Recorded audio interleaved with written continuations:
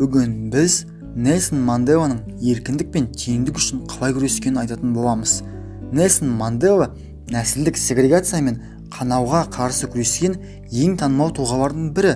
Тіпті өзінің жетістіктері үшін 1993 жылы Нобель сыйлығымен марапатталған. Бірақ ол не істеді және әлемдегі әділдік үшін қалай күресті? 1918 жылы 18 шілдеде дүниеге келген Манделаға тыныштықты бұзушы мағынасын білдіретін Холли Чаша есімі берілді.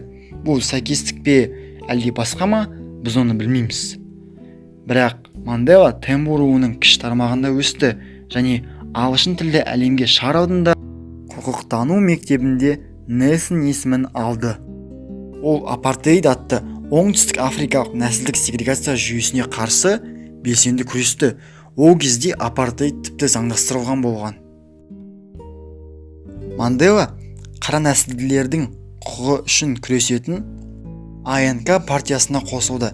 Басында бейбіт наразылыққа сенген Мандела кейін АНК-ға тыйым салынған соң жасырын қарулы күреске көшті. Бірақ ол ұзақ жасырынып жүре алмады. 1962 жылы ол сотталып, өмір бақи бас бостандығынан айырылып, лаңкес ретінде түрмеге кетті. Оның түрмеге отыруын кейбір батыс саясаткерлер қолдағанымен, әлемдегі көпшілік оның еркіндікке шығуын талап етті. 1990 жылы олар президенті де Клерк биліктен алыстап, ел мәселесін Мандела шеше бастады.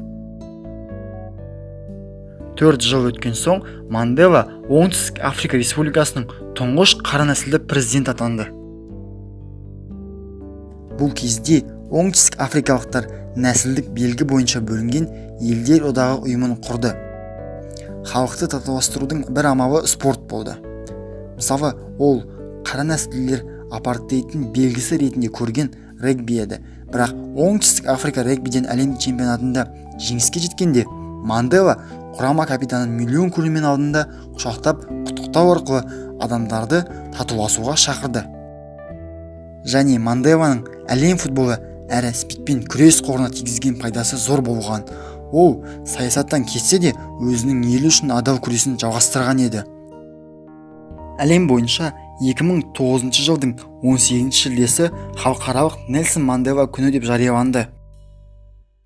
Тіпті ол қайтыс болғанына қарамастан Манделаның қайсарлығы оңтүстік Африкаға және әлемге өзінің жемісін әлі күнге шейін беріп жатыр.